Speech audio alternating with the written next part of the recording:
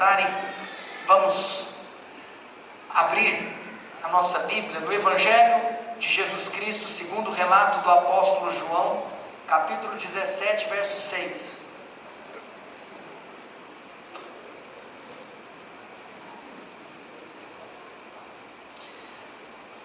João, capítulo 17, verso 6.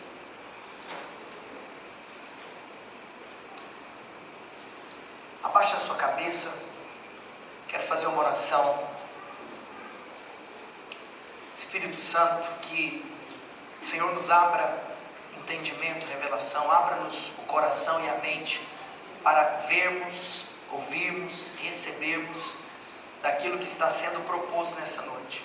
Nós cremos que a Tua Palavra é poderosa e tem poder para nos transformar, mudar o nosso destino, nos apontar o caminho pelo qual nós devemos andar. Ó Pai, eu creio que essa será uma noite onde o Senhor vai imprimir verdades espirituais em nosso coração. Se você está comigo, diga aleluia. Galera, você sabe da pluralidade temática que nós abordamos aqui em cima desse púlpito. Eu acredito que nós temos a incumbência, a responsabilidade de fato mergulharmos na palavra de Deus como um todo. A palavra de Deus que trata sobre diferentes temas, trata sobre diferentes aspectos com o qual o cristão deve encarar e ler a vida e se portar como tal. Mas eu acredito também que existem dias onde nós precisamos de ouvir notícias, existem dias onde nós precisamos de fato internalizar a convicção daquilo que é base, daquilo que é fundamento e daquilo que é essência. Interessante que quando eu cheguei aqui no culto, uma pessoa sem saber de absolutamente nada daquilo que eu iria ministrar aqui hoje, ela virou para mim e falou assim: pastor, eu sinto algo no meu coração, especificamente sobre a noite de hoje. Literalmente, a pessoa só me abordou e falou isso. E ela disse assim: pastor, o que eu sinto no meu coração é que o Espírito Santo vai trazer cura interior sobre algumas pessoas específicas nessa noite. Pessoas que sofrem de um espírito de orfandade, pessoas que se sentem órfãos e que até mesmo, talvez por se tratar de dias como esse, dias com o qual o mundo celebra o Dia dos Pais, talvez a sua história de vida, por ausência de figura paterna, possa até influenciar e ter gerado isso no seu coração a respeito dessa orfandade. Nós recebemos uma palavra profética que hoje seria uma noite de cura. Quantos podem dizer glória a Deus comigo? Mas você sabe, o mais louco é que realmente o espírito da profecia tem que estar alinhado com o espírito do ensinamento. E hoje eu estou aqui para te falar a verdade mais básica e absoluta da vida de um filho de Deus. Sabe qual que é a verdade mais básica da vida de um filho de Deus? É que Deus é Pai. Olha que loucura. Porque se eu estou me referindo a você como filho de Deus, a coisa mais óbvia é que se você é um filho, é porque alguém é seu pai. E embora isso é algo completamente básico e essencial, isso é aquilo que tem poder para nos transformar. Você sabe, hoje eu quero me deter a te dar essa notícia. Nós vamos entrar em uma estação onde nós receberemos muita direção de como viver, de como proceder, mas nós precisamos de viver e proceder segundo a clareza daquilo que é essencial.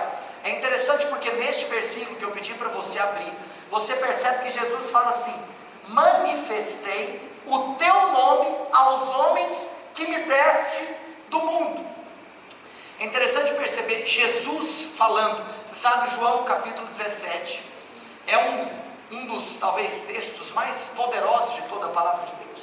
Jesus está realizando aqui uma oração, e neste contexto de oração, e que talvez, se a sua Bíblia possui aqueles subtítulos, está escrito a oração sacerdotal de Jesus. E de fato, você tem noção o quão poderosa foi essa oração que Jesus fez? Porque essa oração se tornou um capítulo inteiro da Bíblia. Jesus então está conversando com o Pai, porque se Jesus está orando, ele está orando a Deus, está orando ao seu Pai. E nessa oração é isso que Jesus fala para Deus Pai: manifestei o teu nome. Agora, você sabe, há alguns anos atrás, eu sentado assim como você está hoje, eu ouvi do meu pastor uma das palavras que mais, de fato, entrou como uma verdade que arrebatou meu coração em toda a minha vida. E o meu pastor me ensinou a respeito de qual é esse nome que Jesus estava se referindo. Porque Jesus está aqui falando: Senhor, eu manifestei o teu nome. A pergunta é: qual nome? Aí você fala assim: uai, pastor, mas como assim qual nome? É o nome de Deus. Mas se você fazer um estudo, você sabe, deixa eu te contar uma coisa, que talvez pode ser que você não saiba. Na formação, por exemplo, de um curso de teologia, e você sabe que teologia é o estudo sobre Deus, é o estudo sobre as coisas de Deus, é o estudo sobre a palavra. Existe uma matéria que todo teólogo estuda, intitulada Nomes e Atributos de Deus. Não tem como você estudar teologia sem você estudar que ao longo de toda a palavra de Deus, ao longo dos 66 livros da Bíblia, o nosso Deus recebe diferentes nomes em diferentes contextos. E aquela coisa, o nosso Deus é perfeito. Então, cada nome tem o poder de abordar um aspecto de quem o nosso Deus é. Então, Ele é todas as coisas que a Bíblia diz que Ele é. Agora, o poderoso é que nós vemos que, de fato, esses nomes de Deus têm como objetivo refletir o caráter de Deus e refletir o poder de Deus. Então, por exemplo, quando nós ouvimos que Deus Pai é Jeová Rafa, Ele é o Senhor que cura. Então esse nome de Deus, como Jeová Rafa, ele nos dá uma informação que reflete o caráter. Ele é Senhor e reflete o poder. Ele tem poder para curar. Então o nome vai refletir o poder. Ele é Elohim, Ele é Criador, Ele é Emanuel, Ele é aquele que está conosco, que se faz presente conosco. Você sabe, existem circunstâncias que você precisa de encontrar com Deus Criador. Existem circunstâncias que você precisa se encontrar com esse Deus que está com você. Existem circunstâncias que você precisa se encontrar com Deus que tem poder para curar. Existem circunstâncias que você precisa encontrar com Deus que é a sua bandeira, o Jeová Tsidkenu. Enfim, o fato é que o nosso Deus, Ele tem inúmeros atributos. Ele tem um poder infinito e de uma maneira limitada, não que Ele é, nós conceituamos Ele em vários nomes. E Ele poderia ter muitos outros e tantos outros pela infinidade do seu poder. Mas o grande X da questão é que aqui nessa oração e nesse momento de intimidade entre o Filho de Deus, Cristo, aquele que era antes considerado o unigênito, o único, e que depois, graças a Deus, se torna o primogênito, porque eu e você passamos a ser seu irmão, filhos do mesmo Pai. O fato é que nesse momento de intimidade entre o Filho e o Pai, Jesus vira e fala assim: Pai, eu tenho manifestado para essas pessoas aqui o teu nome. Agora, qual nome? E o fato é que, com certeza, eu acredito que pode ser que 80%, 90% do público que me ouve nessa noite já sabe do que eu estou me referindo. Mas eu estou aqui para que essa verdade queime no seu coração. A grande questão é que, se você mergulhar no estudo do Antigo Testamento, analisando todos os nomes pelo qual Deus foi chamado, você vai encontrar então que Ele é Elohim, você vai encontrar que Ele é Jeová, e aí você tem várias ramificações de ser Jeová. Você vai encontrar inúmeros nomes de Deus, mas tem um nome de Deus que você não vai encontrar no Antigo Testamento, mas que pela primeira vez esse nome apareceu quando Jesus chamou o Pai desse nome. Você sabe que quando os discípulos, nós estamos aqui num capítulo que fala sobre oração, lembrando de outra oração, a oração mais famosa da história, que está descrita, não precisa abrir, no Evangelho de Mateus, no capítulo 6, que é a oração do... Jesus começa a oração chamando Deus de uma coisa que nunca antes na história da terra alguém havia chamado Deus daquilo. Jesus chamou Deus de Pai. Isso foi algo que só Ele fez. Então, qual é o nome de Deus que Jesus manifestou, que nenhum outro profeta antes tinha manifestado? Na semana passada, eu ministrei uma palavra muito poderosa. Se você não estava aqui, eu recomendo que você ouça essa palavra, aonde nós mostramos que Jesus é superior, de que Jesus é superior aos profetas do Antigo Testamento. Quando estava aqui na semana passada, eu vou continuar aquela palavra, até para te contar, eu vou continuar Hebreus capítulo 1 no próximo domingo de ceia, viu? No próximo domingo de ceia eu vou te contar, irmão, que ele também, além de ser superior a profetas, ele também é superior a anjos. Então, o próximo domingo de ceia, Cristo é superior, parte 2, Hebreus capítulo 1. Mas o fato é que, estando em linha com aquilo que eu compartilhei na semana passada, nenhum profeta do Antigo Testamento manifestou a revelação que Cristo manifestou. Nenhum profeta do Antigo Testamento chamou Deus daquilo que Cristo chamou. Ou seja, esse é o nome do qual Jesus ele vem manifestar. Agora, cara, isso tem que mudar a minha e a sua vida completamente. Isso tem que mexer comigo, porque se eu entendo que Ele é um monte de coisa, quando eu preciso de várias coisas, que Ele, como Ele se revelou a Abraão, Ele é o El Shaddai. Cara, El Shaddai é como se fosse o resumo assim, cara, de tudo que você precisa. Ele é tudo. Em cada circunstância da sua vida você tem uma necessidade, e é por isso que Ele é o Eu Sou. Por que Ele é o Eu Sou? É engraçado que talvez alguém poderia olhar para o verbo ser como um verbo que tem a necessidade de complementação. Tá, se você é alguma coisa. Então, em outras palavras, para você fazer uma afirmação, eu sou, você não pode terminar o raciocínio, terminar a frase sem contar o que você é. Senão, o que você está falando está pela metade. Mas só Deus pode falar eu sou, colocar o ponto final, terminar o assunto, terminar a história, terminar a frase. Porque Ele é um cheque em branco, que você escreve o que você precisa.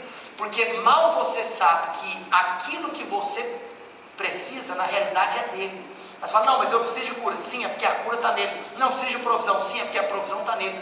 Ele é, você sabe, quando Jesus nasceu, olha aqui para mim, você lembra da história que 3 reis magos foram visitar Jesus, e essa história está escrita no capítulo 2 do Evangelho de Mateus.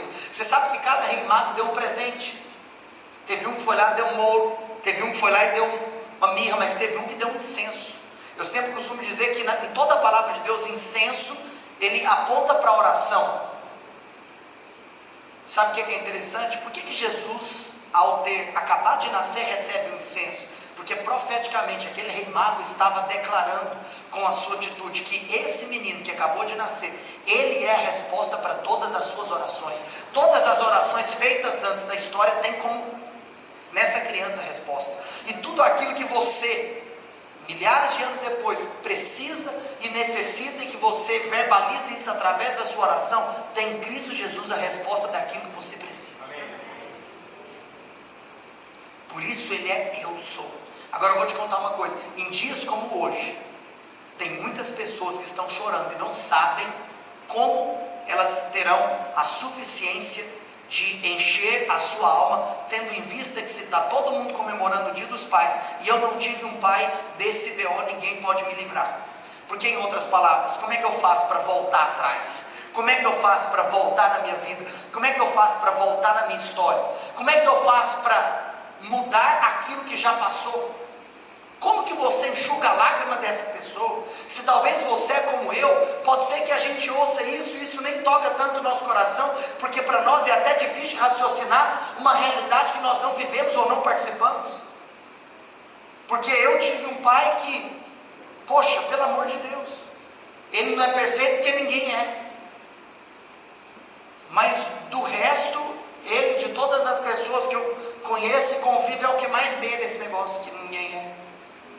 Porque eu falo, pai, eu sou tão constrangido com o seu amor, que eu reconheço que todo pai erra, ou por omissão, ou por exagero. Tudo o Senhor, se for para falar de erro, o Senhor só erra por exagero. O Senhor errou, porque é homem, errou querendo me guardar mais, me proteger mais. Hoje, eu como pai, eu olho para trás e todas as palavras dele se cumpriram na minha vida, sabe qual? Quando você crescer, você vai ver que o que eu estou fazendo aqui é importante. Meu amigo, quantas vezes eu me deparava com uma circunstância que eu falava, pai, mas o pai de todo mundo. Hoje, eu olho para ele e falo, pai, obrigado, porque eu não fui filho de todo mundo. Sabe, hoje eu sei que eu não sou perfeito, mas por ter recebido isso como modelo, eu tenho um encargo no meu coração. Senhor, eu sei que eu vou errar porque eu não sou perfeito, mas se for para eu errar com os meus filhos, eu tenho que errar exagerando. É querendo guardar mais, é querendo ensinar mais, é querendo disciplinar, não é omitindo. Mas enfim, por que eu estou contando isso? Porque às vezes, se você tem uma história como a minha, talvez nós não temos dimensão daquilo que é o sofrimento de alguém que viveu o contrário daquilo que nós vivemos. De alguém que não tem, que fala, pastor, é impossível eu apagar essa lágrima do meu coração. E aí você dá uma notícia e fala, pois é, o que você não sabe é que além de um pai aqui na terra, existe um outro pai para você. Ah, meu irmão, você não tem noção da revolução que é isso para quem não possui pai. E para quem nunca encontrou com esse pai. Mas Jesus está aqui. Pai, eu manifestei esse nome. O Senhor Jesus manifestou esse nome, graças a Deus por isso. E eu vou te contar uma coisa, desce mais para o verso 11. Tem algo aqui que é interessante, porque olha só, a palavra do Senhor diz assim, já não estou no mundo, mas eles continuam no mundo. Ao passo que eu vou para junto de ti, Pai Santo, guarda-os em teu nome. Olha que loucura, cara.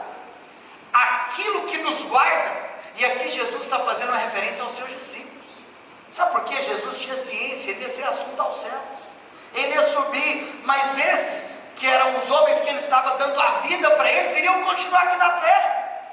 Mas Jesus já estava falando, Senhor, papai, quando eu subir, e eles ficarem aqui, nesse mundo, guarda-os. Em outras palavras, mas Jesus sabe como que nós somos guardados, se nós permanecermos no nome. Agora eu vou te contar uma coisa, se você olhar para a vida dos apóstolos, você não vê nos evangelhos citação de que os apóstolos estavam enfermos, citação de que os apóstolos passaram necessidades financeiras. Então que nome que é esse? Então não é o nome daquele Jeová que traz a cura ou daquele Jeová que traz a provisão.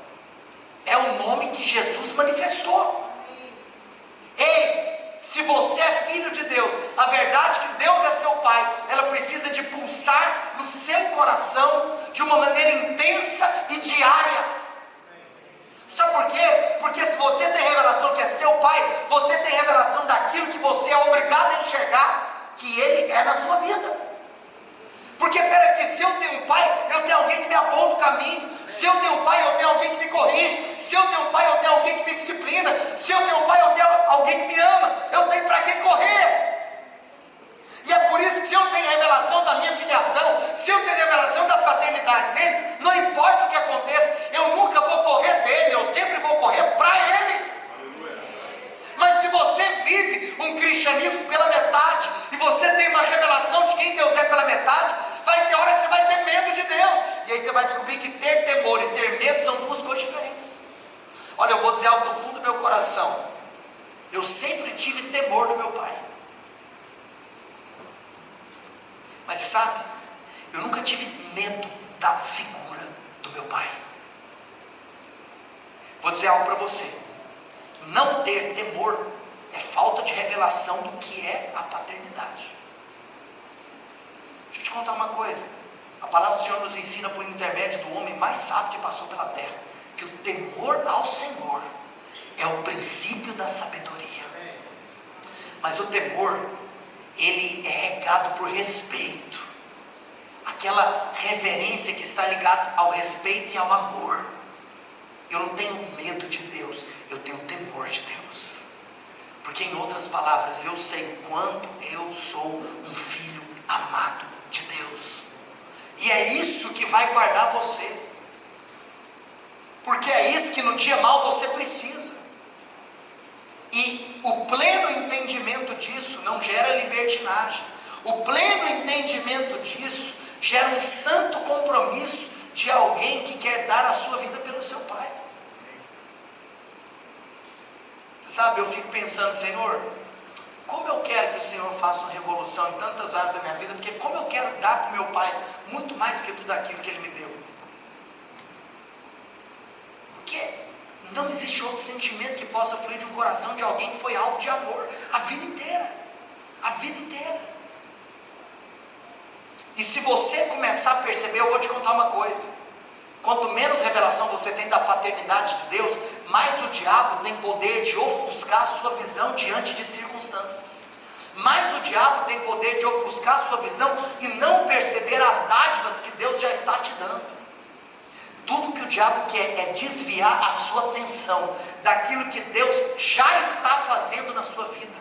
E que pode ser que você não esteja percebendo, mas a sua falta de percepção não significa da parte de Deus uma falta de ação. Sabe por quê? Porque se ele trabalha enquanto eu durmo, quer dizer que o trabalho dele não está vinculado à minha visão e ver que ele está trabalhando, mas o trabalho dele está vinculado com a minha decisão de acreditar que se ele falou é certo, vai se cumprir.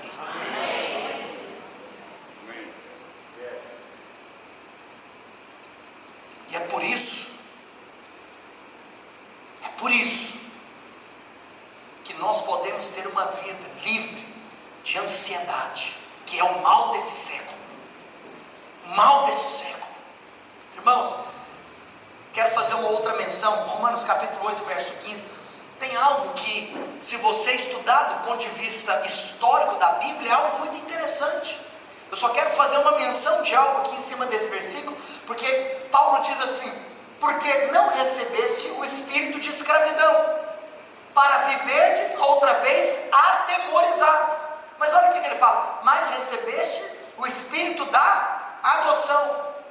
Essa palavra no original grego também pode ser substituída por filiação. E claro que adoção e filiação fazem parte do mesmo contexto, porque aquela pessoa que é adotada, agora ela passa a ser filha. Mas o ponto é que quando você então recebe o espírito de adoção, quando você passa a ser filho, você recebe o espírito de filiação, você não vive atemorizado, mas depois você clama, Abba, Pai. Agora, por que eu estou aqui fazendo referência a esse versículo? Porque tem algo interessante. Você sabe que o Antigo Testamento foi escrito em hebraico, mas o Novo Testamento foi escrito em grego, sim ou não?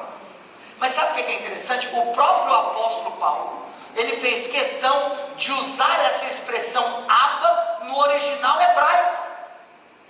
Ou seja, Paulo escreveu Abba em hebraico. E é por isso que todos os tradutores de todas as línguas diferentes, nenhum traduziu a palavra Abba. A palavra Abba foi preservada na língua original que Paulo escreveu esse texto, o hebraico. Por quê? Porque Abba é um nome inconfundível. Abba é um nome único, é um nome singular. Sabe o que significa Abba? Abba não é simplesmente eu te falar que Abba significa pai, mas Abba é a expressão que um filho chama o seu pai na cultura hebraica. É como se fosse aquelas derivações da palavra pai, o paizinho. Você sabe, tem uma coisa que me quebra lá em casa. É quando uma filha minha que está muito esperta, por sinal, ela está querendo alguma coisa de mim. Sabe o que ela vira para mim e fala? Meu papai de amor. Cara, meu papai de amor. Assim você me arrebenta. Para. Cala a boca. A safada sabe que vai tirar de mim o que ela quer. Ela sabe que ela acessou o universo da impossibilidade. Ela sabe que aquilo que antes era impossível, quando ela refere a mim como papai de amor, o que era impossível, mano? O que eu não vou fazer? Você está me entendendo, né? Ei, Abba, é isso, meu papaizinho de amor. Em outras palavras, como é que você se relaciona com o seu Deus? Me conta. Vou te contar um negócio que eu ia falar mais pra frente, com uma contextualização, mas é só para você entender. É claro que, às vezes, por tamanho amor que nós temos no nosso coração, e reverência por quem o Senhor é, muitas vezes no momento de proclamação, nós estamos exaltando o nome do Senhor, e a gente pode falar muita coisa bonita, né? De onde o Senhor está, Ele é aquele que é isso, que é aquilo, e aquela coisa toda, né, nesse coração. Mas deixa eu te falar uma coisa, até quando você estiver fazendo esse tipo de oração, que você está lá se referindo, que Deus está no céu, assentado no trono, no seu mais alto e sublime trono, e que ao redor dele existem 4 seres viventes, que ao redor dele existem 24 anciãos, que ao redor dele estão clamando santo, santo, santo, é o Senhor Deus. Embora apaixonado você possa se referir a Deus, né, como este que é tudo isso mesmo, você sabe de uma coisa, que se você precisar dele, você não vai fazer uma oração, ó santo Deus, longínquo, infinito. Em outras palavras, essa ideia da distância. Você acha que quando a minha filha precisa de mim, como é que ela grita de madrugada? Ó ser humano que habitas no quarto ao meu lado, ó indivíduo que está no seu pesado sono. Não, ela grita, pai! Eu sou um ser humano que estou no pesado sono ao quarto ao lado, mas o fato é, se a minha filha grita, pai, o que eu estou fazendo ou o que eu não estou fazendo, doesn't matter. Ó, meu amigo, minha filha tem o poder de interromper qualquer coisa na minha vida. Sabe por quê? Porque ela é prioridade na minha vida. Você está entendendo o que eu estou falando? Então, você ter essa revelação e essa ciência te faz ter a capacidade de clamar por ele, papaizinho, na hora que você quiser, não importa o que você esteja passando. Tem essa dimensão do relacionamento, da distância do relacionamento. Você não pode viver um relacionamento com Deus parecendo que você está distante de Deus. Cara, não tem como você estar mais próximo de Deus do que Ele já está. E não há nada de bom que você possa fazer para que Ele possa se aproximar mais, ou nem há nada de ruim que você possa aprontar que Ele possa se distanciar mais. Ele decidiu morar e habitar dentro de você. Papai, nós precisamos de viver essa realidade de cristianismo, irmãos. Irmãos, eu vou dizer algo para você. A figura paterna, aos olhos do mundo, sempre é uma figura alvo de críticas. Sabe por quê? Olha aqui para mim. Porque a partir do momento que Jesus vem e revela este atributo, esta posição, esta identidade de Deus como Pai, o mundo em todo o tempo quer ele, olha aqui para mim, em todo o tempo, você pode observar isso em coisas pequenas, sabe, é uma tentativa de um descrédito, de descredibilizar a figura paterna. Deixa eu contar uma coisa, aos mais velhos, se você parar para se lembrar, eu lembro de um dia que eu ouvi esse exemplo, em uma pregação que eu nunca esqueci. Se você olha às vezes para uns desenhos antigos, Família Dinossauro, alguém é dessa época?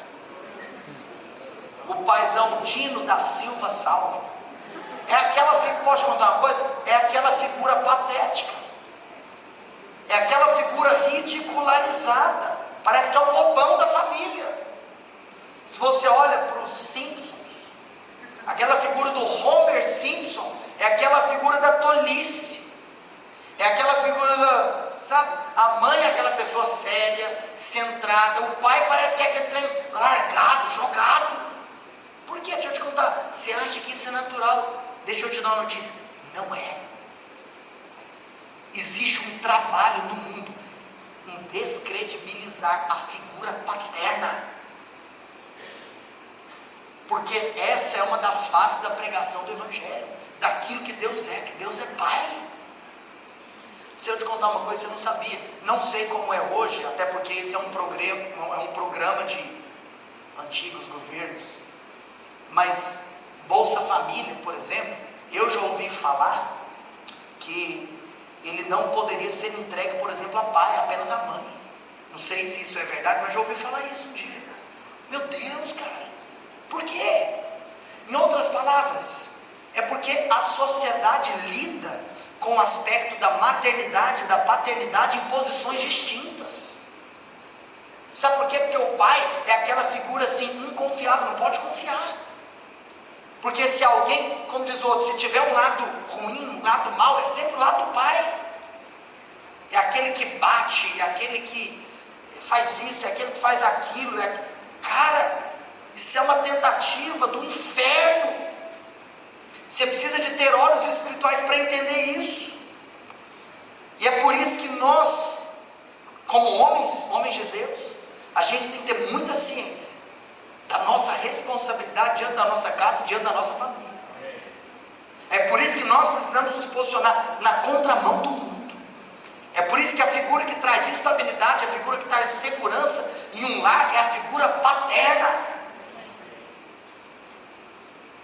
É por isso que nós precisamos de homens que, como foi dito aqui, em uma outra aplicação na oferta, que não são mais meninos, mas que se tornaram homens, que se posicionam como homens, que tem a palavra final. E não é assim, senhora, não.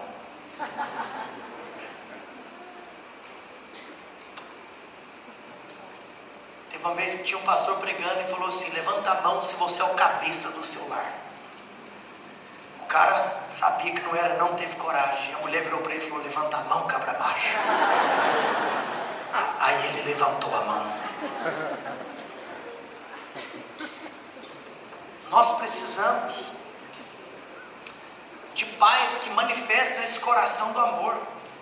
Irmãos, deixa eu dizer algo para você. Tem muita coisa pequena que às vezes muita gente carrega de traumas com seu pai. Você sabe, eu me lembro, por exemplo, da história de um pastor que ele contou que foi algo traumático na vida dele, que ele cresceu numa região bem periférica, tinha um córrego ali na região, e os pais, para guardarem as crianças de não entrar no córrego e acabar se afogando, eles inventaram a história que tinha uma sucuri lá no córrego, então que a criança não podia entrar, e enfim, e isso era uma lenda só para guardar os meninos de não entrar no córrego.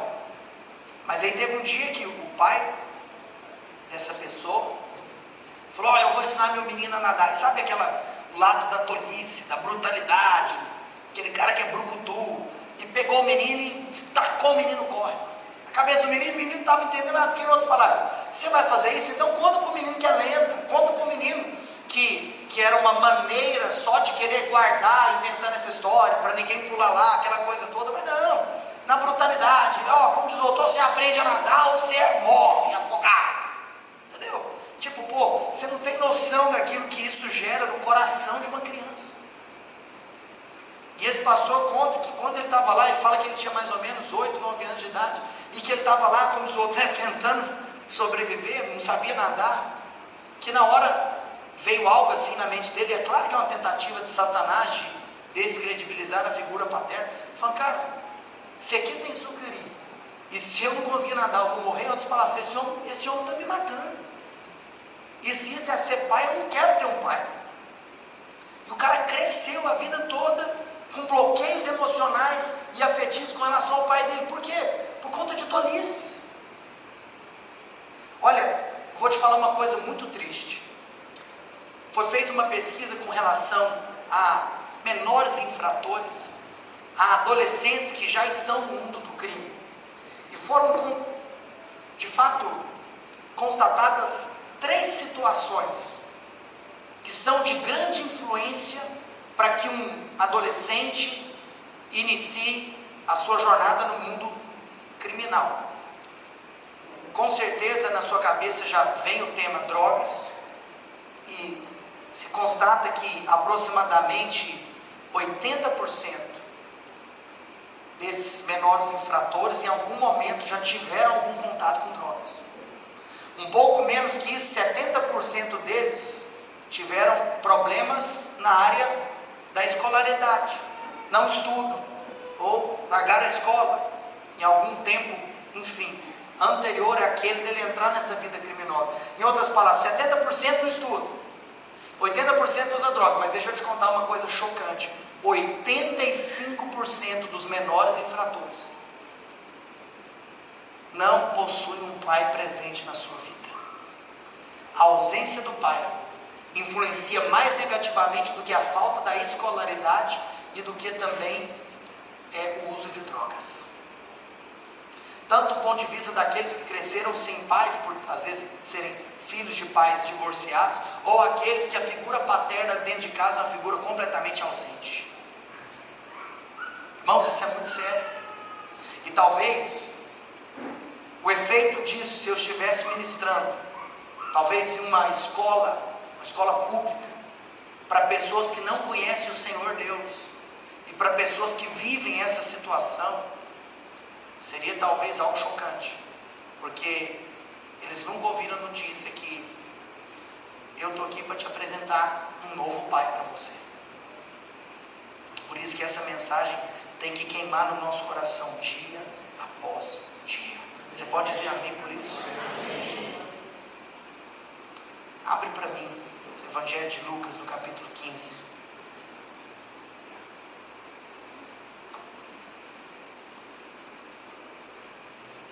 Eu vou ler, depois eu quero fazer uma outra consideração antes de terminar esse texto. Fernando, pode subir aqui, fazer um fundo no teclado, por gentileza. Lucas capítulo 15, a partir do verso 11, talvez uma das parábolas mais conhecidas da história da palavra de Deus. Continuou: certo homem tinha 2 filhos. O mais moço deles disse ao pai: pai, dá-me a parte dos bens que me cabem. Lhes repartiu os haveres. E passados não muitos dias, o filho mais moço, ajuntando tudo que era seu, partiu para uma terra distante, e lá dissipou todos os seus bens, vivendo dissolutamente. Depois de ter consumido tudo, sobreveio àquele país uma grande fome, e ele começou a passar necessidade. Então ele foi e se agregou a um dos cidadãos daquela terra, e este mandou para os seus campos a guardar porcos. E ali desejava ele fartar-se das alfarrobas que os porcos comiam, mas ninguém lhe dava nada. Então, caindo em si, disse: quantos trabalhadores de meu pai têm pão com fartura, e aqui eu morro de fome. Levantar-me-ei e irei ter com meu pai, e lhe direi: pai, pequei contra o céu e diante de ti, já não sou digno de ser chamado teu filho. Trata-me como um dos teus trabalhadores. Ou seja, ele bolou o que ele falaria para o pai. E levantando-se foi para o seu pai. E vinha ele ainda longe, quando seu pai o avistou. E compadecido dele, correndo, o abraçou e beijou. E o filho lhe disse: pai, pequei contra o céu e diante de ti, já não sou digno de ser chamado teu filho. O pai, porém, disse aos seus servos: trazei depressa a melhor roupa, vestido, e ponde-lhe um anel no dedo e sandálias nos pés. Trazei também e matai o novilho cevado, comamos e regozijemo-nos, porque este meu filho estava morto e reviveu, estava perdido e foi achado. E começaram a regozijar-se. Você sabe que eu amo quando eu escuto a expressão da boca de alguns pregadores, aquilo que o Espírito Santo testifica no meu coração. Embora essa palavra é conhecida como a parábola do filho pródigo, ela também poderia ser conceituada como a parábola do pai pródigo. Porque o fato de alguém ser pródigo e nos trazer essa imagem do exagero, não quer dizer que é apenas pródigo do âmbito negativo. Porque se o filho for um filho pródigo, negativamente falando, o pai também foi um pai muito exagerado.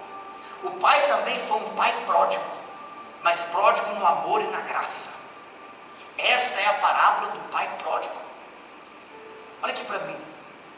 Você definitivamente precisa de entender algo. O entendimento do relacionamento entre você e Deus, com base em filiação e paternidade, precisa influenciar a maneira pela qual você enxerga o mundo. Precisa influenciar a maneira pela qual você passa as suas circunstâncias. Olha aqui para mim. O amor de Deus por você nunca muda. Tudo bem que existem coisas que eu posso fazer, que eu posso entristecer o coração do meu pai. Existem coisas que a minha filha pode fazer, que pode entristecer o meu coração. Mas isso nunca muda o amor que eu tenho por ela. Existem coisas que você pode fazer, que você pode entristecer o coração de Deus. Mas isso nunca muda o amor que Ele tem por você. Isso precisa ser uma verdade latente no seu coração nesse dia dos pais. Hoje eu estou aqui para te dar uma notícia. Eu não sei da sua história terrena, eu sei da sua história celestial. E você possui um pai apaixonado por você. E é por isso que aquilo que o seu pai faz com você não fala a seu respeito, mas fala a respeito dele.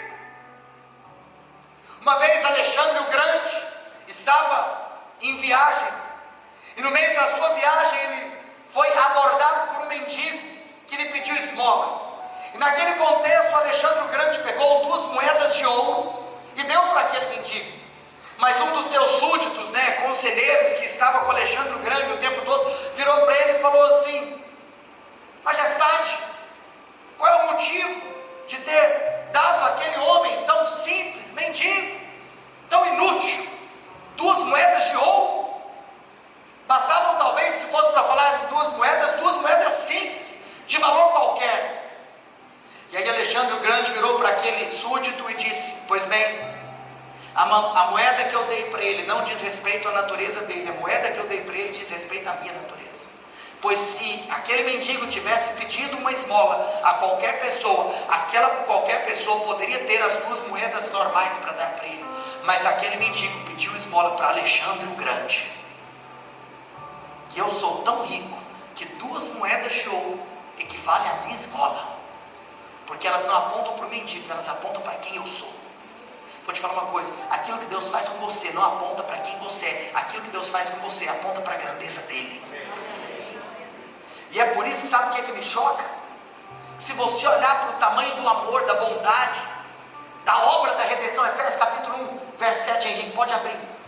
Esse texto aqui tem algo que mexe comigo. Porque a palavra do Senhor diz assim: no qual temos a redenção, graças a Deus. Ele é o nosso redentor. Pelo sangue, pelo seu sangue, que nós temos essa redenção. A remissão dos pecados, segundo a riqueza. Olha aqui para mim. Segundo a riqueza da sua graça. Ou seja, a redenção não é algo ligado que está com a minha condição. A redenção não é algo que está ligado àquilo que é da natureza humana. Mas, em outras palavras, essa gloriosa obra da redenção tem a ver com a natureza dele. A riqueza da graça dele. Porque o que ele faz comigo não aponta para quem eu sou. O que ele faz comigo aponta para quem ele é. E aí, se você quer um outro exemplo, além do exemplo da redenção, em Filipenses capítulo 4, verso 19, ele diz, a palavra do Senhor diz assim, por intermédio do apóstolo Paulo: meu Deus, segundo a sua riqueza em glória, há de suprir em Cristo Jesus cada uma das vossas necessidades. Quer conversar sobre provisão? Quer conversar sobre multiplicação? Quer conversar sobre benevolência? Quer conversar sobre generosidade? Pois é, tudo isso que Ele pode te dar, tudo isso que Ele pode suprir, tudo isso que Ele pode fazer superabundar na sua vida, não tem a ver contigo, my friend, tem a ver com a riqueza da glória dEle. Lembra do exemplo de Alexandre o Grande, porque o que você dá não diz a respeito de quem recebe, diz a seu respeito. O que Alexandre o Grande dá não diz a respeito do mendigo, diz a respeito dele. E o que Deus te dá não diz a seu respeito, diz a respeito da majestade e do tamanho dele. Mas se você voltar para nós finalizarmos, lá para Lucas capítulo 15, vou abrir aqui também, a partir do verso 11 então, tem essa história que nós acabamos de ler. Mas é interessante porque, vai lá para o verso 20. Eu não vou aqui me deter, e nem é aqui o meu intuito, embora ao meditar tanto sobre esse texto hoje, Deus até me deu uma outra palavra, e um dia eu quero fazer um culto especial aqui com ênfase em nós trazermos visitantes que talvez conheceram o Senhor Jesus, e hoje não estão, de fato, firmados na graça de Deus. Nós temos que anunciar que os filhos podem voltar para casa. Amém? Mas sem me deter no foco da pessoa do filho pródigo, eu quero me deter no foco da pessoa do pai pródigo. Esse pai pródigo de amor, e levantando-se, foi para o seu pai. Mas olha que interessante, aqui está falando a respeito do filho. Ele se levantou, a história dele foi narrada, aquilo que ele fez com o pai, aquilo que ele pegou do pai, aquilo que ele aprontou lá fora, e a consequência de tudo que ele fez, e depois a ciência dele de onde que ele foi parar com a atitude que ele teve, e depois o reconhecimento que até o trabalhador, o servo na casa do pai dele vivia melhor do que ele estava vivendo, e aí bate um arrependimento nele, e ele formula até mesmo o discurso que ele iria realizar com seu pai. E aí então em algum momento ele tem essa atitude, e eu acho legal isso porque, cara, todas as vezes que você se arrepende, como ele disse que se arrependeu, você tem que ter uma atitude coerente ao seu arrependimento. Isso é algo que me chamou a atenção hoje lendo esse texto, que a partir do momento que o filho pródigo reconheceu, eu pequei, ele se levantou e foi. Você nunca pode falar que você nunca pode falar que você se arrepende se você não levanta e tem a proposta de mudar de vida, porque senão não é arrependimento. Mas o fato é que quando ele foi, existe algo, irmãos, que mexe conosco, porque agora, se em todo esse momento o foco está no filho, Lucas aqui ele obviamente está descrevendo as palavras ditas por Jesus, porque é Jesus que está narrando essa parábola. O foco agora é o pai, porque vinha ele ainda longe, quando seu pai o avistou. Ué, por que o pai dele o avistou, sendo que o pai dele não foi avisado que o filho voltaria?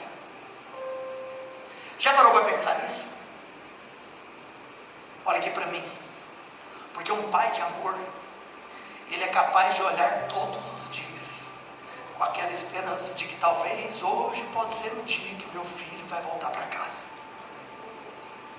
Todos os dias.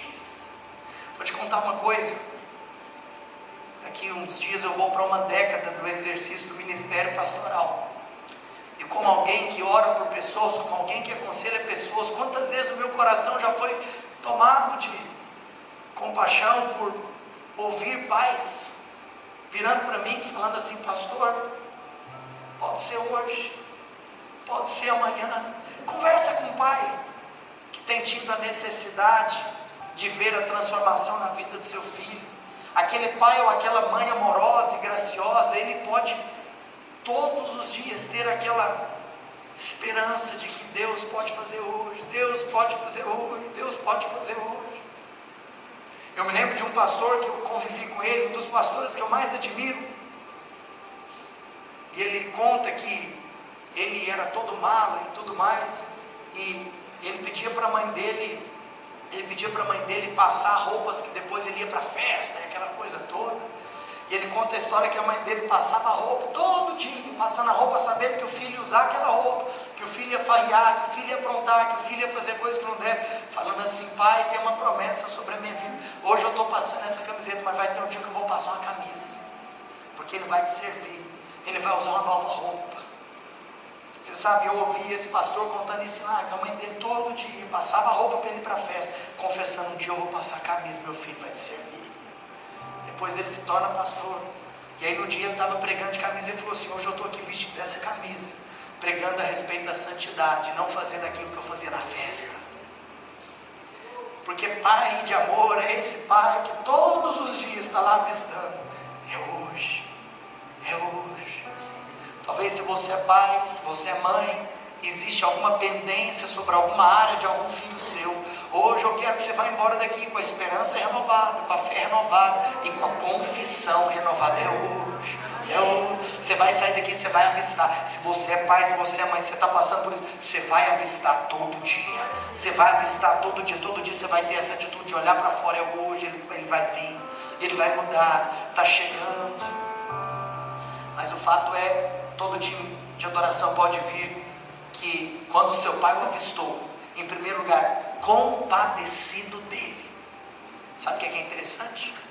Que com certeza, naturalmente falando, uma pessoa normal teria um sentimento com relação a um cidadão que fez aquilo que o filho pródigo fez. O sentimento seria um sentimento de aborrecimento, o sentimento seria um sentimento de desapontamento, o sentimento seria um sentimento talvez de ira, o sentimento seria talvez um sentimento de: nossa, como é que se apronta isso? Que absurdo! Mas não, em primeiro lugar, um pai que ama o seu filho, antes do desapontamento, antes do aborrecimento, existe um sentimento de compaixão. Porque assim como a primeira palavra que aparece, conceituando o pai a compaixão, você vai ver que a última atitude que ele tem é essa: a festa vai começar, porque o meu filho estava morto e reviveu, porque o meu filho estava perdido e foi achado. Em outras palavras, o que tem no meu coração a respeito do meu filho é compaixão. O que tem no meu coração a respeito do meu filho é um desejo de tê-lo de volta. Você sabe, irmãos? Vou dizer algo para você com muito amor e carinho. Tem muita circunstância que talvez pode irar seu coração, quando na realidade, para você ver a transformação genuína, Deus quer te ensinar que essa ira tem que se transformar em compaixão. Tem muita atitude que talvez é alvo da sua murmuração, que você precisa entender que precisa passar a ser alvo da sua oração. Tem muita atitude que talvez é alvo do seu ranger de dentes, que tinha que ser alvo das suas lágrimas. Nosso coração precisa se encher de compaixão. E aí depois que ele se compadeceu, pode voltar lá. O que ele fez? Se compadeceu dele, correndo, abraçou e beijou. Diga assim comigo: correndo. Ó, irmãos, talvez você não tenha noção. Você tem noção talvez como é que eram as roupas daquela época? Roupas muito diferentes daquelas que eu e você hoje estamos vestidos. Então você tem aquela figura, né, daquela grande bata, cobrindo talvez da cabeça aos pés. E com certeza esse era um homem riquíssimo, e a história descrita nos mostra que ele tinha muito dinheiro. Então era tanto dinheiro que o menino ficou tão doido e quis uma parte logo para viver a vida. Tamanho de dinheiro ele tinha. Então você tem noção, aquelas roupas que ele devia usar. Então, ou seja, para ele correr, porque vamos lá, se você está de bata, como é que você corre? Sendo que suas pernas estão tão juntinhas ali quando você usa esse tipo de roupa. Então com certeza para ele correr, o que aquele senhor teve que fazer? Mas eu não sei se você sabe, se ele é homem, como é que eram as cuecas daquela época. Já ouviu falar daquele samba canção? Enfim, com certeza aquelas cuecas que obviamente é uma peça de roupa íntima, talvez devia ser como bermudas. Então, em outras palavras, quando ele estica a roupa, ele está tendo uma atitude patética, porque ele está talvez mostrando aquilo que não se mostra. Eu não estou aqui, pelo amor de Deus, falando de aspecto de sensualidade, muito pelo contrário, estou falando da ridicularidade, às vezes de você viver uma cena tão patética, E aí nesse contexto, ele então levanta a sua bata e ele vai correr. Agora você imagina a cena de um senhor de idade, passando essa vergonha, essa cena, mas ele não está nem aí, porque ele só tem olhos para ver a promessa dele se cumprindo. Ele só tem olhos para ver aquele filho que está voltando para casa. E eu vou te contar uma coisa que você não sabe, porque no grego existem duas palavras que podem ser traduzidas no português como correr. Olha que interessante, porque você tem por um lado um correr que aponta para aquela questão de você estar lá correndo de uma maneira literal, talvez lentamente, fazendo uma marcha atlética do tipo, enfim, é aquela corrida, aquele trotezinho. Mas por outro lado, no grego você tem uma outra palavra, que se fosse para ser traduzida literalmente, é um correr que está associado a um sprint, é um correr que está associado àquela largada, sabe, que um atleta de 100 metros rasos, ele faz aquele sprint. Esse correr aqui, no original, é o correr do sprint. Em outras palavras, cara, aquele senhor, aquele pai, ele não foi trotando, ele não foi fazendo uma marcha atlética, ele foi desesperado, ele correu loucamente, ele foi intensamente. Você tem noção da cena? Agora eu vou te falar uma coisa, você precisa de entender algo aqui poderoso. Se por um aspecto, os instrumentos podem tocar, se por um aspecto esse pai aqui aponta para Deus, aí nós temos aqui uma cena um tanto quanto interessante para ser analisada. Porque eu acredito que esse pai aqui pode ser um símbolo, um tipo de Deus. Ele é um pai pródigo de amor e de graça. Olha aqui para mim, Deus não precisa correr, porque Deus é o Senhor do tempo. Deus não tem necessidade de correr, porque tudo está no controle dele. Mas essa corrida aqui não aponta de uma maneira específica para um desespero por falta de controle. Não, porque isso não combina com Deus. Isso não tem como Deus fazer. Deus, Ele está completamente tranquilo, porque tudo está debaixo do teu governo. Deus não fica desesperado. O homem fica desesperado, Deus não fica desesperado. Com certeza esse correr aqui fala do coração, fala de um desespero, não de falta de controle, mas de uma êxtase, de amor e de paixão. Porque a compaixão vem primeiro da atitude, porque a atitude de correr está relacionada à compaixão que ele teve anteriormente. E depois ele termina abraçando e beijando. Mas como que ele estava, o filho pródigo, para ser alvo de abraço e beijo? Se aquele cara estava vivendo daquela maneira, meu amigo, você tem noção? Aquele cara podia estar fedendo, aquele cara podia estar, porque ele literalmente estava rolando com um porco. Aquele cara estava muito porco, mas o pai o abraçou e encheu de beijos. Esse beijos aqui, vou até te contar também, no original fala de muitos beijos. Agora, falando em original, vou te mostrar só uma última coisa, porque aqui fala que ele abraçou. Aqui na minha Bíblia eu tenho esse recurso de poder ler no original que a palavra foi escrita, e em grego esse abraçou aqui é uma palavra epipípito. Mas o interessante é que, fazendo aqui uma correlação de outras vezes que a palavra epipípito aparece no Novo Testamento, você encontra essa palavra lá em Atos 10, no verso 44. Você lembra que Atos 10 é aquele que nós chamamos de o Pentecoste dos gentios, porque é aquela história de que o Evangelho foi pregado pelos gentios pela primeira vez.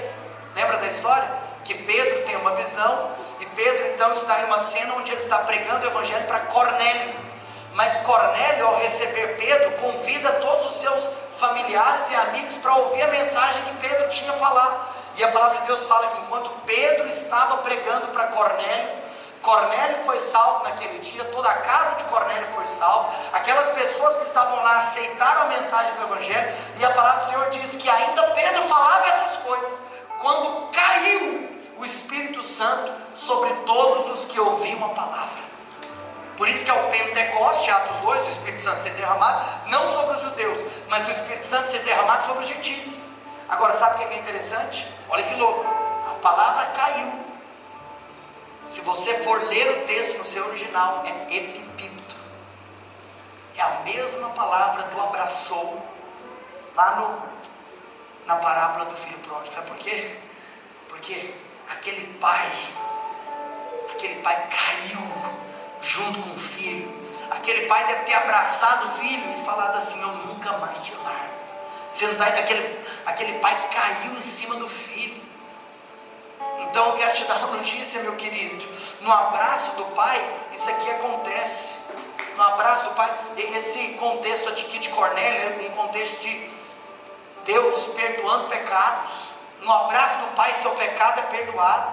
No abraço do pai, o Senhor está te curando. No abraço do pai, o Senhor está te salvando. No abraço do pai, você está sendo cheio do Espírito. Ô irmão, irmã, você tem que ter revelação do que é esse abraço do pai. Eu queria que vocês colocassem de pé. Eu queria que nós cantássemos uma canção para encerrarmos essa noite. Mas antes eu quero fazer uma oração por você. Eu quero que tudo isso seja realidade na sua vida e no seu coração.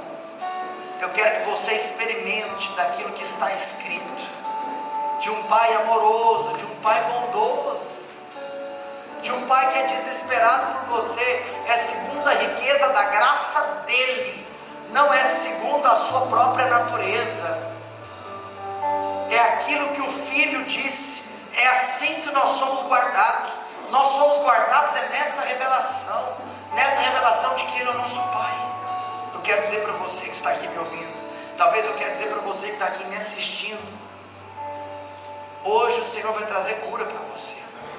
Hoje o Senhor talvez vai trazer restaurações emocionais. Hoje o Senhor vai resolver pendências na alma. Hoje o Senhor vai tirar lágrimas. O Senhor vai secar lágrimas, porque você precisa de entender que existe um Pai que não está no céu distante, mas que Ele está avistando você. Ele está olhando para você. Hoje é o dia. Hoje é o dia, e quando você levanta a sua mão, Ele estende a mão dele. Nesse momento Ele te abraça, Ele cai em cima de você, Ele não para de te beijar, porque Ele é louco de amor por você.